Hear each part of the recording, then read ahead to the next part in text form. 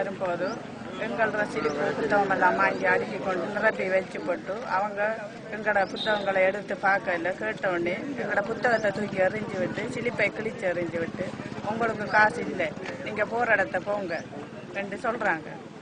அதாவது கதிரையை தூக்கி அடிக்காங்க.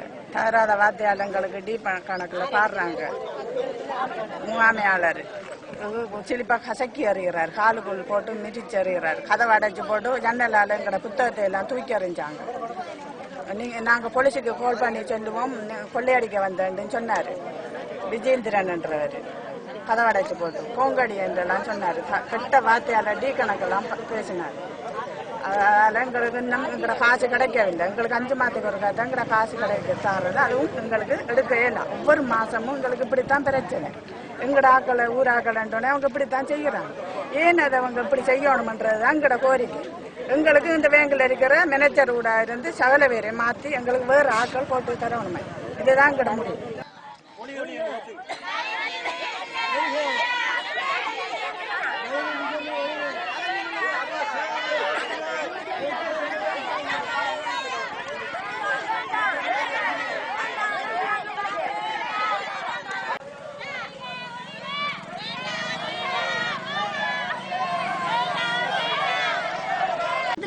ஊழியர் அனைத்தையும் எங்களுக்கு மாற்றி வேற ஆக்களை நல்ல ஆக்களா எடுத்து தரணும் என்ற எங்களுடைய கோரிக்கையும், எங்களை மதிக்கத்தக்க எங்களோட மக்களை எல்லா மக்களையும் மதிக்கணும் என்ற இது ஆர்வமா தான் நாங்கள் இருக்கிறோம். இனி வருங்காலத்தில் இந்த நல்லாட்சி அரசாங்கம் இதை முன்னெடுக்கும் என்று நாங்கள் நினைத்திருக்கின்றோம். மற்றும் இந்த போராட்டம் இதுக்கு ஏதாவது ஒரு முடிவு இருக்கும் வரை இந்த போராடி கொண்டே நாங்க இருப்போம். நாங்க இந்த போராட்டத்தை நடத்தி கொண்டே இருப்போம். சொன்னாங்க என்னடின்னா, நாங்க கொடுக்க மாட்டோம் காசண்டி சொல்லி அவங்க புத்தகம் சிரிப்பு எல்லாத்தையும் அவைய வழியில தூக்கி அனுப்பிவிட்டாங்க. பாருங்க, நீங்க போராட்டத்தை போங்க, விலங்கு கிடையாது தண்டு தேவையில்லாத நாசுக்கான வார்த்தையால ஏசி அவங்க விரசி விட்டுட்டாங்க. விரசி விட்டோடைய கேட்ட அவங்களோட கண்ணாடிக்கு கதவு தான் அதை பிடிச்சிட்டு அடிச்சு தள்ளி போட்டு கதிரையெல்லாம் தூக்கி அடிச்சு அவங்க சவடா கடை கிராமத்தை குடுக்குறல நீ வரப்படாதுன்னு சொல்லி அங்க போலீஸுக்கு கோல் எடுத்து சொல்லுவோம், நீங்க காசை இங்க களவெடுக்க வந்திருக்கே, சங்க காசுகளை களவெடுக்க வந்திருக்கேன் அவ்வளவு பேர் அடிச்சு போட்டு என்று சொல்லி கதிரையெல்லாம் உடைச்சாராம். அவர் விஜேந்திரன் உடைச்சு போட்டு சொன்னாரா, நாங்க இப்ப கோல் எடுத்து சொல்லுவோம், நீங்க பேங்க கொள்ளையடிக்க வந்தீங்கன்னு சொல்லி மக்கள்கிட்ட சொன்னார். மேனேஜரும் அவரை செய்திருக்காங்க. இதால கிராம மக்கள் நிறைய பாதிப்பு ஒவ்வொரு நாளைக்கும் இப்படி கம்ப்ளைண்ட் வந்து கொண்டுதான் எங்களுக்கு மாதாந்த கொடுப்பனவாக கொடுக்குறவங்க ஏழையின் வறுமையான ஆக்களுக்கு தான் வந்து சமத்தி கொடுக்காங்க. அப்ப அவங்க என்ன செய்யறாங்கன்னா அதை தேவையில்லாத இதெல்லாம் அவங்க செய்யறாங்க. அப்ப இவங்க என்ன சொன்னா, மக்களுக்கு எந்த டேட்டான கொடுத்து ஒழுங்கான முறையில இவங்க கொடுத்திருக்கணும். இப்ப நான் 8ஆம் மாதம் கொடுத்த காசு சிலர் 9ஆம் மாதம் எடுத்திருக்கீங்க. அதுக்கு பிறகு இது வரைக்கும் இந்த காசு கொடுபட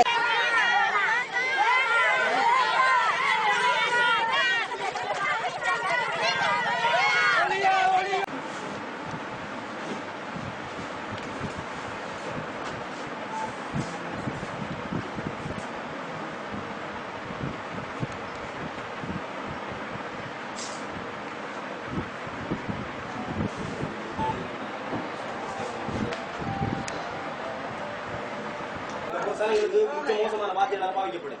தயவு செய்து இதில் நீங்க உரிய நடவடிக்கை எடுக்கணும்.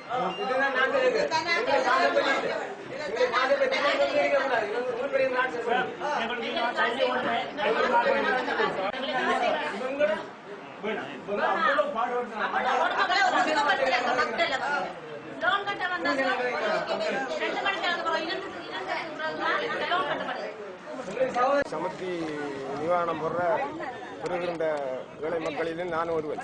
இந்த ஆர்ப்பாட்டம் இன்றைக்கு நடக்கிற காரணம், அந்த சமத்தி நிவாரணத்தை பெற வேண்டி வந்தால் அது முகாமையாளர் ஒரு கதை, மற்ற கீழுள்ளாக்கள் ஒரு கதை, மாதம் காசு அவங்களோட வேதனத்தை எடுத்துக்கொண்டு போகிறாங்க. மக்களுக்கு அங்கே செஞ்சு முடிவு பண்ணி உங்களுக்கு காசு இல்லை வரல என்று சகல நாட்களை சொல்லி மக்கள் எதிராக பேசுவது மட்டுமில்லாமல் அவங்க அந்த உத்தியோக அதிகார சுற்றுவதால மக்களை இழிவுபடுத்துறாங்க.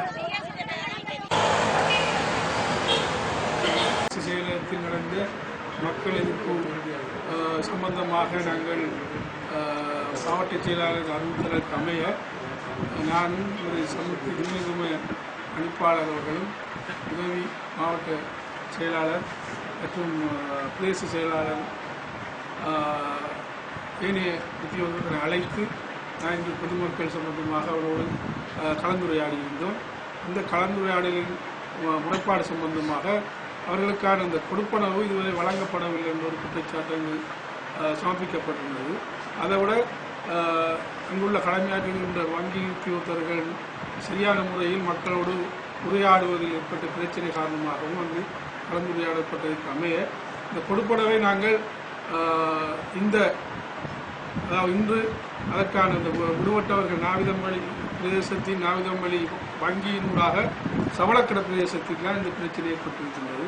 இந்த பிரதேச மக்கள் கிட்டத்தட்ட 143 பேர் நிவாரணம் பெற தகுதியாக இருந்தும் கிட்டத்தட்ட 86 பேருக்கான கொடுப்பனவுகள் வழங்கப்பட்டிருந்தது. 60 பேர் கொடுப்பனவு இதுவரை வழங்கப்படலை என்று சொல்லித்தான் இந்த குற்றச்சாட்டு வழங்கப்பட்டிருந்தது. அந்த இன்று 50 பேருக்கான மிகுதியானவர்களுக்கான கொடுப்பனை வழங்குவதாக